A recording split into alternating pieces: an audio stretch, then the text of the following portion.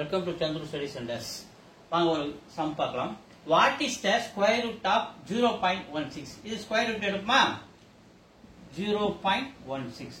கவனிங்க 1 2 ரெண்டு டெசிமல் தள்ளி புள்ளி இருக்கிறதுனால நம்ம இதை கேன்சல் பண்ணணும்னா 100ஆல மல்டிப்ளை பண்ணணும். ஸோ கீழே 1 இருக்கும். அப்போ மேலே 100ஆல மல்டிப்ளை பண்ணால் கீழே நம்ம 100ஆல டிவைட் பண்ணணும். ஸோ அப்படி நம்ம பண்ணும்போது என்ன ஆகும்? இங்கே மேலே டெசிமல் கேன்சல் ஆகிட்டு ரூட் 16 அப்படி மாறுவாரு. 1 × 100 100. ஸோ ஸ்கொயர் எடுங்க. 16 நம்ம என்ன எழுதலாம்? 4 ஸ்கொயர் எழுதலாம். 100 என்ன எழுதலாம்? 10 ஸ்கொயர் எழுதலாம். ஸ்கொயர் கேன்சல் ஆயிட்டா அப்ப நமக்கு என்ன நிக்குது? 4/10 அப்படி நிக்கிறாரு. ஸோ 10ல ஒரு 0 இருக்கு. ஸோ நம்ம 10ஆல நம்ம டிவைட் பண்ணும்போது மேல ஒரு டெசிமல் தள்ளி புள்ளி வந்துடும். 0.4 இஸ் த ஆன்சர்ஸ். ஸோ அது மட்டும் இல்லாம ஸோ இந்த மாதிரி ஈஸியா டக்குன்னு நம்ம ஆன்சர் சொல்லும்போது இந்த ஸ்கொயர் ரூட் இந்த மாதிரி 2 டெசிமல் சொல்லி கேட்டாங்கன்னா 2 டெசிமல் தள்ளி புள்ளி இருக்கா 16.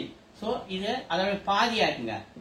16 4 ஸ்கொயர் 16 இல்லையா, அதனுடைய ஒரு டெசிமல் தள்ளி புள்ளி வச்சுட்டோம்னா டைரக்டா நம்ம ஆன்சர் ஷார்ட்டா சொல்லிடலாம். ஓகே.